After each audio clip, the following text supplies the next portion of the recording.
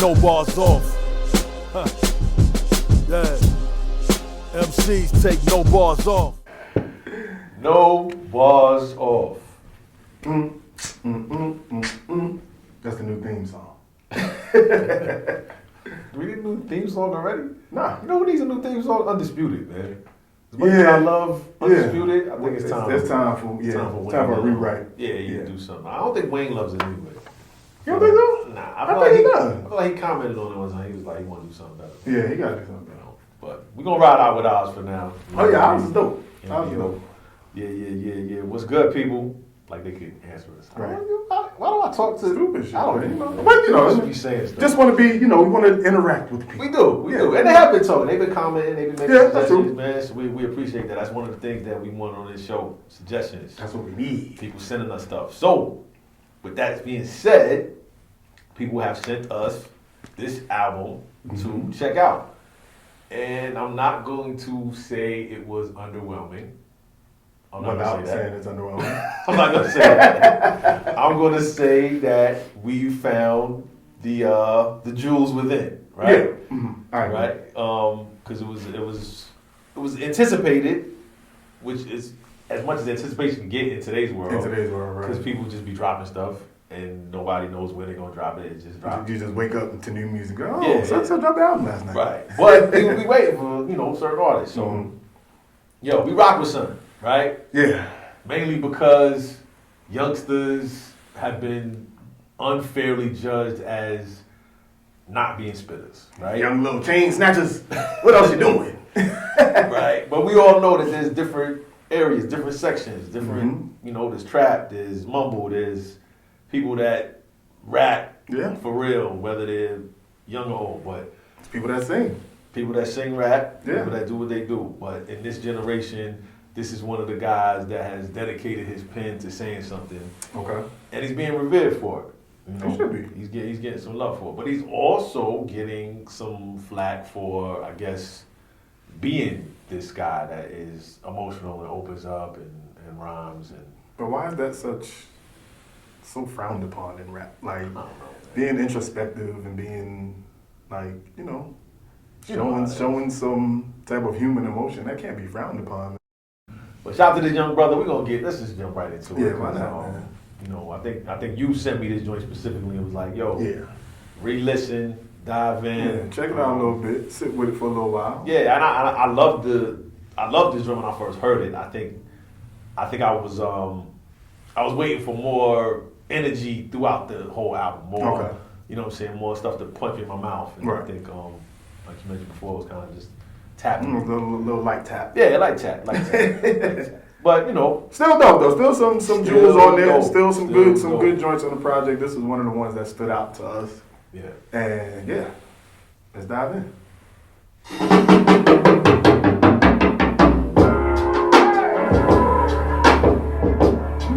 Be hard. Be.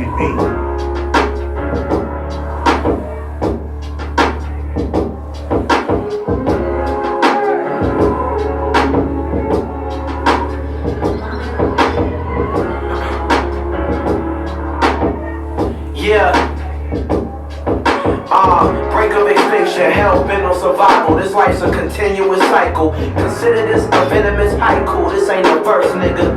And I done dealt with the worst niggas. The type to steal your shit and search with you. Nothing ordinary. I've been having vivid dreams. Them shits is more than scary. Graveyards and mortuaries. Haunted by these goals that I'm trying to accomplish. Underrated, overhated, I'm tired of the nonsense. Things I could have done better, it lies in my conscience. And I'll never forget it. I'm my worst critic, such an overthinker. I'm so self-reflective. God willing, these parables go and sell some records. Politicians out here lying, trying to sell a message.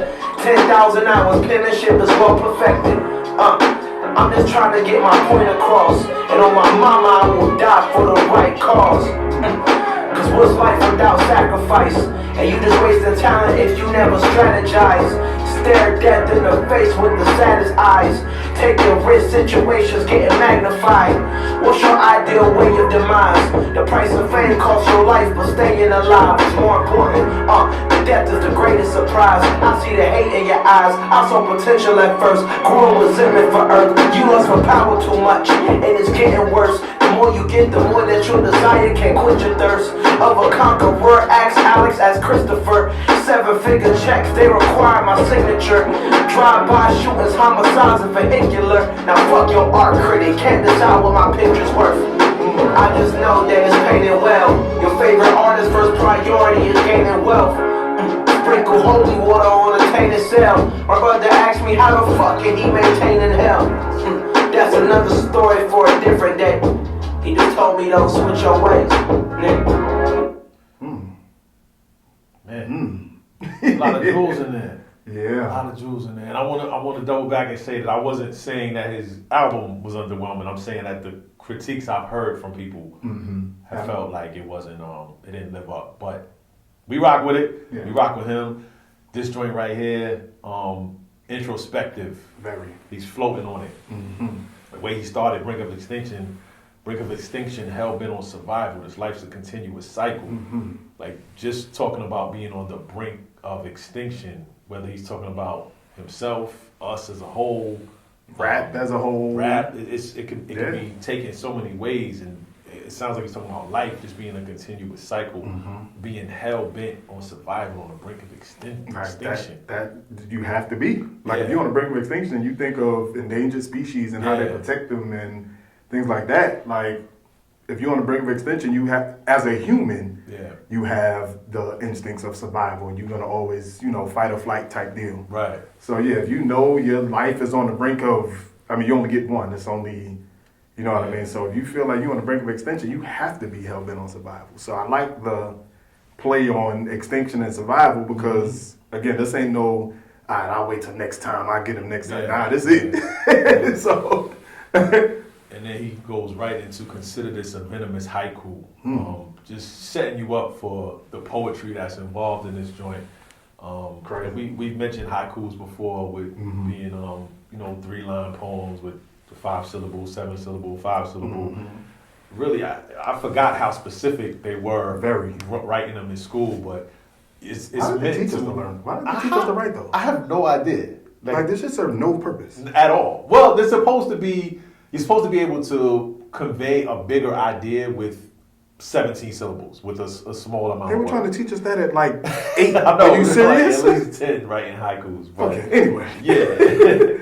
And he just says, like, this ain't a verse. So it's almost like he wants you to think of this verse in poetic form. Exactly. Like he's in a poem spewing out lines and they're just matching up, which kind of sets you up for the album. I feel like the album is more poetic than it is songs. Art. Yeah, right.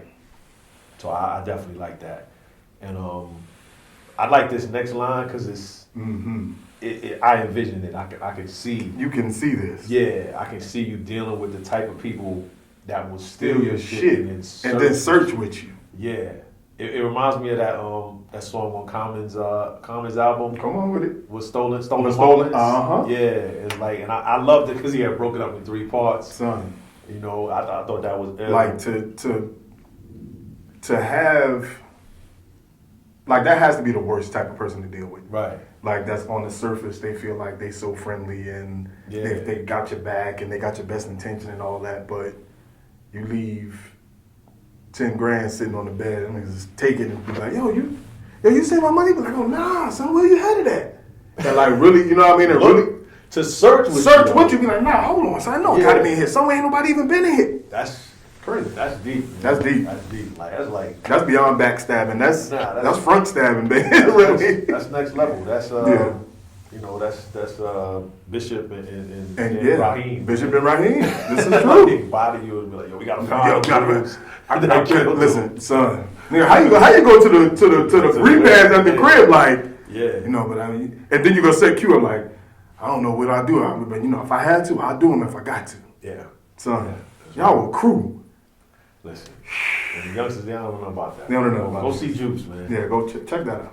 Yeah, That's the real Tupac. he calls that scene nothing ordinary. I've been having vivid dreams. Them shits is more than scary. Graveyards, Mortuaries. Like, how dark is that? Yeah. And that's scary. Graveyards, and like we still in the death thing. You gotta like break of extension, helping us survival. We still talking about trying to survive and just trying to get through the bullshit we got to deal with day to day, and or just dealing with situations in life. Yeah. So having dreams, them shits is more than scary. Graveyards and mortuaries. So I think what's dope about the space that he's in is it almost sounds like he's going through something. Mm-hmm. And for somebody that's successful, that's with a famous tennis player, you may think life is just great, mm-hmm. and it may be. So even if this verse is a representative of something else, to have these thoughts and to put this out, someone may be going through this. So I think that's the dopest part, like haunted by these goals. To use that word haunted by and these goals I'm trying to accomplish, son. like that's ill, because a lot of us have dreams and visions and things we want to do, but to say you're haunted by like you can't even sleep. Like they bother you to the extent that not accomplishing them, not even going after them, it's almost like you can't even live life right. Right. You can't sleep, you can't function, you can't eat. Like when you haunted by something, it's like it's PTSD like constantly. Yeah. So crazy. And then to say I'm underrated, overhated. I'm tired of the nonsense. Like that speaks to what I was saying with people not really, I think he's getting love, but we're in this era and an age with social media where you can receive everything kind of at the same time. And all in a minute's time. That quick. You can get love and supreme hate all at once. Yeah. And that's a lot to deal with emotionally. I mean, you can say, you make music for yourself and you don't care what critics say, but you get these weird responses and people, you should kill yourself, and like, this, you know what I mean? You can take one comment. That's all it takes. I told you, if I get one, I'm like, maybe I should quit. Yeah, maybe I should quit. Like for real. Like you never know how these comments and or these wild rationalizations play out with people. Like how they process that mentally, you never know. Right. So, and if he expands on the haunted when he says things I could have done better, it lies in my conscience. And who can't identify with man. How many? Talk about how many times have you either been writing, finished a song, you listen to it and be like, damn, I should have said X, Y, Z. Or even you in a meeting, work setting.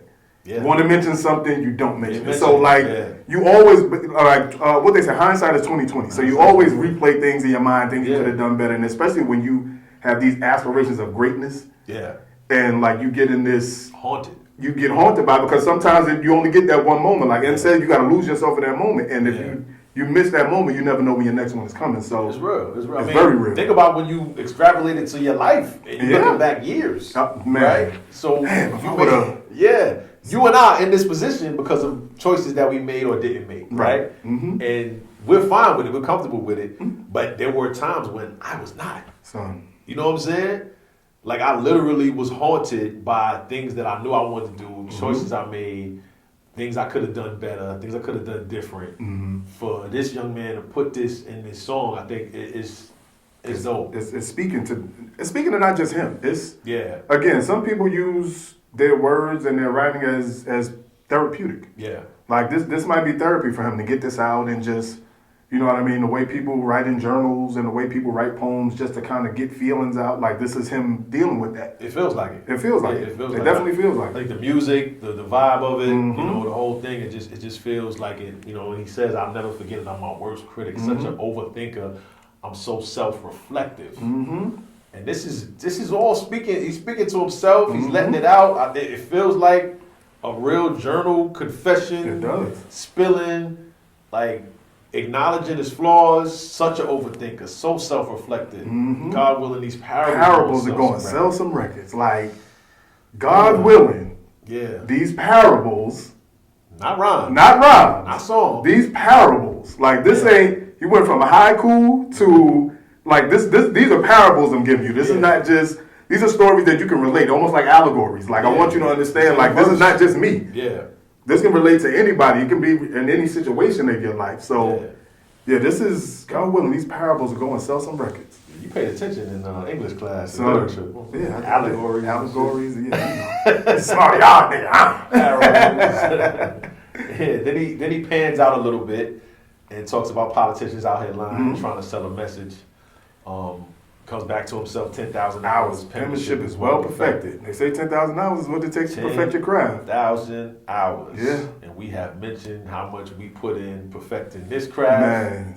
And it feels like it when you get It's verses for like 10,000 this. years. Yeah, it feels like telling when you can reflect on decisions you've made and things you've done and all the time that we put in, you know, listening to music. Truthfully, we were fans of words. Yeah. You know, a lot of times we thought we were making songs, or we thought we were fans of songs, but looking back, truthfully, you know, we're writers and fans of writing. So, which speaks to the 10,000 hours and the penmanship being well perfected. Well perfected. And Well then he says, perfected. I'm just trying to get my point across, and that speaks to him saying this ain't a verse. And everything he said in the song, like just spilling. Right. He just wants to get his point across. That's it. I'm just letting you know what I'm feeling at the time. Yeah. This is even if it's just what he's feeling at the moment. Yeah. Like even if it's not a space that he's in, even if it's just what he's feeling at that moment when he heard this beat, like that's what he drew from it. So like yeah, he's just trying to get his point across. Right. And on my mama, I will die for the right cause. So that's him again, like being introspective and let you know like I'm not just one of these rappers out here rapping, flashing jewels, all this. Like for the right cause, like I'm here I'm here from the struggle. I'm for the struggle. Like this is for the right cause. I'll die for it. I'd rather stand on. I mean, what do you say? I'd rather stand for nothing. Stand for something or stand for something to fall for nothing. Yeah. Or whatever. However the saying go. What is it? Fall for nothing. Yeah. Fool me. You can't get fooled again. That one. I love it. Because what's life without sacrifice? You know, that is a valid question. What Absolutely. is life without sacrifice? Absolutely. And you're just wasting talent if you never strategize. How many times have you heard that hard work beats talent? Every time that talent doesn't work hard. Yeah. And that just means that, you know, you can be great at something, but if you don't strategize, like most of us, it's just wasted talent. Listen, planning to fail on a plan is planning to fail. We got a lot of parables today. This is what this music and this is what these words evoke from you. Like this is what you get from it. Yeah, but you know that's the thing, man. Because sometimes you listen to stuff on the surface and you don't really get to dig deeper within and catch what it's saying. But a lot of times I've learned so much from music that I know that I miss things sometimes by just listening to it like it's music. Yeah. And this is word art. You know, sometimes you gotta dive in. And he gets a little back to the darkness where he started. Just saying stare death in the face with the saddest eyes. You know, taking risks, situations getting magnified. But to ask, what's your ideal way of demise? That's you gotta pause on that one. Listen. Because I think the way he said it slipped in quick. Pause. And pause literally and figuratively. Like, what's your ideal way of demise? That's not a question for the cookout. That's definitely not the bar. That's not the bar. Hey, so what's your favorite way to go? That's not a first date question, son. Like, I don't know if that's you know, like your titties. What's your ideal way of demise? How do you even ask that? Like, why do you broach that subject? Like, yeah, you seen the game last night? Yo, what's the best way to die? What you think? Yeah, I don't even think I've ever asked anybody that. It would definitely be a smoking question, possibly. I think. Absolutely. Yeah, that's probably the only. That's probably the only realm. Yeah, that I would see it come up, man. And I'm sure you might get some in-depth answers. So, what's the best way to die? I was just thinking, like, you know, we all gotta die anyway, right? Yeah. So what you think is the best way to die? Like, the best way? This sounds really specific a little bit right here, though. When he's talking about staring death in the face with sad eyes, taking those risks, makes you think about the risks that a lot of people take in the streets, and then just says the price of fame costs your life, but staying alive is more important. I'm like, okay, are you getting into something that you went through that I may be missing?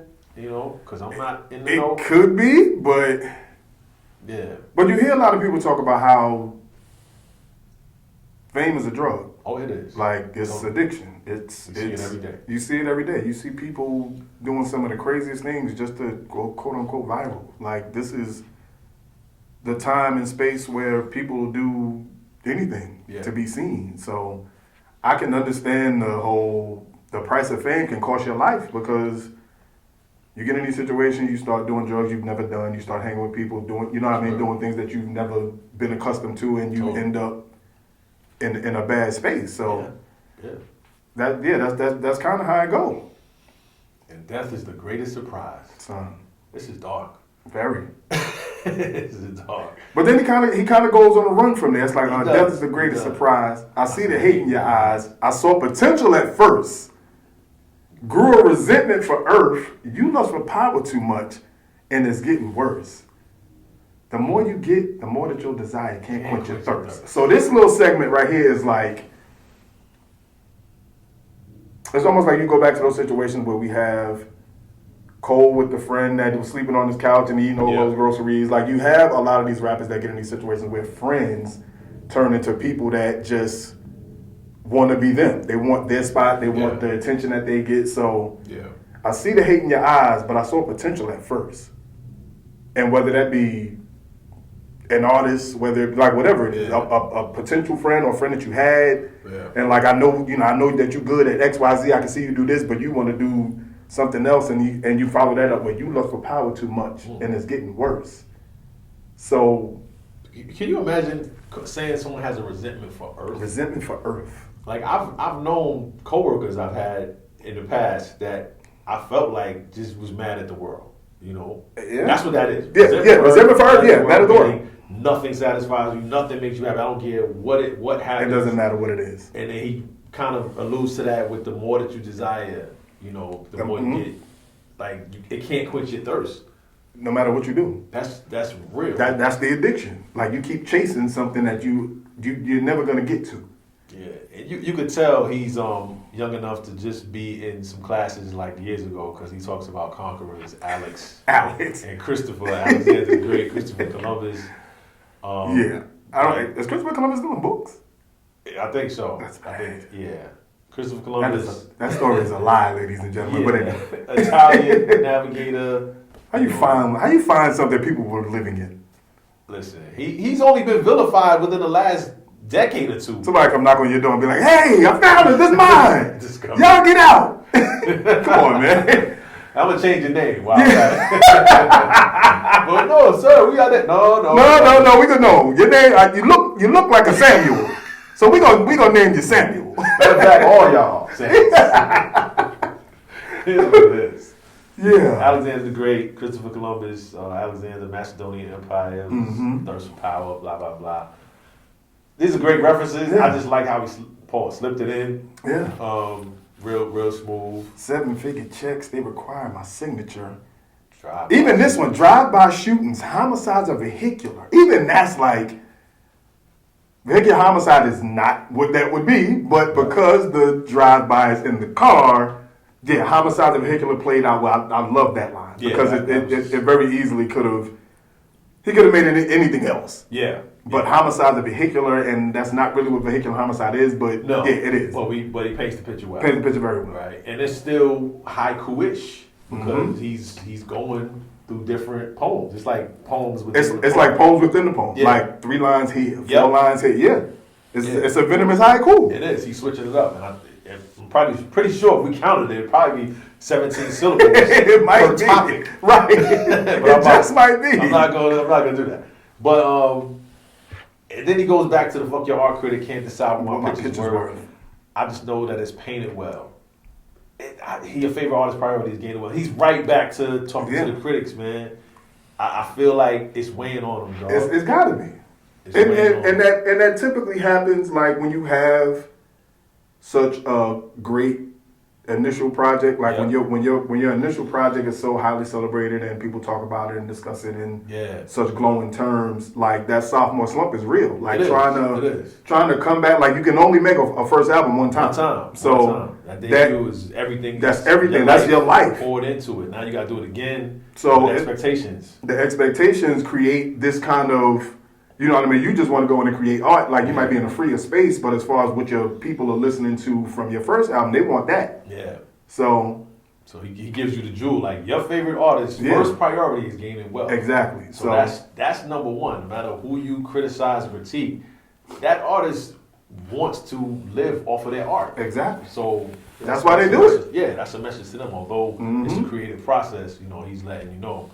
And probably talking to himself as well. Exactly. Sprinkle holy water on a tainted cell. Man, my brother asked me how the fuck can he maintain in hell? Well, that's another story for a different way. Another story for a different day. He just told me, don't switch your ways. Wow. That's deep. To end it right there like that. To talk about sprinkling holy water on a tainted cell. I envision a jail cell when he's saying it. And, just thinking about how can he maintain in hell? In hell, because that's basically what it is. Right, man. Yeah, and knowing he can't get into that, like he could have dove into that. Yeah, but decided, okay, you know what, I'm gonna end here. That's another story for a different day. day. But the moral of that story is, he told me, don't switch your ways. I like that. Like and that's kind of what his message that he got from. And he might have had this conversation with his brother, like, critics keep talking about they don't like the project, this and that. He's like, whatever you do, don't switch your ways, man. Yeah. Like, just, you know what I mean? Stick with what you do. Don't change up for nobody. The art is what you're in it for. And I think that's part of the reason why the song is called John Michelle. Which we didn't even talk about. Right. That's part of, I think that's kind of the reason why the song is called John Michelle. You think Basquiat, famed artist. And these are kind of art-like paintings that he's putting out here for you. So, that's why he's like, fuck your art critic, can't decide what my picture's worth. So he's kind of painting these little pictures of where he's at in life and his space that he's in. But at the same time, like, just trust the process. Don't switch your ways. Do what you do. Yeah. So I think that's that line, that fuck your art critic can't decide what my picture's worth. Can't decide what my picture's worth. It's painted well. That really speaks to the artists out there, man. Whatever you're doing, no one can decide the worth of it. Just put your all into it. That's it. And that's really, really a dope line. Thinking of the tainted cell, I would love to do this show like live in a prison, just to right. Just have have the inmates around, get their feedback, right? And check out. I think that would be dope, just to bring this to that setting one time. To that type of setting. Yeah, just one time. But that'd be dope. Yeah, that'd be dope. And if you got anybody on lockdown right now, man, praise and love to them. Yeah, man, they need it. That's a rough situation to be in, man. But for us out in the world, all you have in your life is your choices, man, decisions you make. And this verse is really, really reflective on some of those things. Just when he talks about things I could have done better, lying in my conscience, and being haunted by goals. Man, it's just a really, really dope insight to possibly what he's going through, what he went through, and what other people may be going through as artists or in other fields. So, man, love the Cordae, man. Yeah, man, this is dope. I just think I think we should all strive to be haunted by goals. Yeah. Like I think that's something that you should strive to be, like, to have something that you want to do and like have it just beat you over the head all day until you actually, whether it be cave in and do it or you actually gain up enough strength and insight to just be like, you know what, I'm gonna just step out and do it. Yeah. So yeah, man, we kind of did the same thing with this, so we want y'all to take that same approach, man. We did not overthink and do too much self-reflecting. We just went. It was like, let's go. Yeah, let's do it. Let's do it. Whatever happens. Let y'all decide. So, yes, sir. Thank you for being a part of this. Again, suggestions. Yes. We need them. Subscriptions, comments, all of that. Everything. We need everything, man. Yeah. Y'all part of our research team, so y'all let us know what y'all want to hear, man. We here for y'all too. We appreciate y'all, man. And be like Cordae in life, man. Take no bars off. Yes, sir. Peace. Real spitters take no bars off.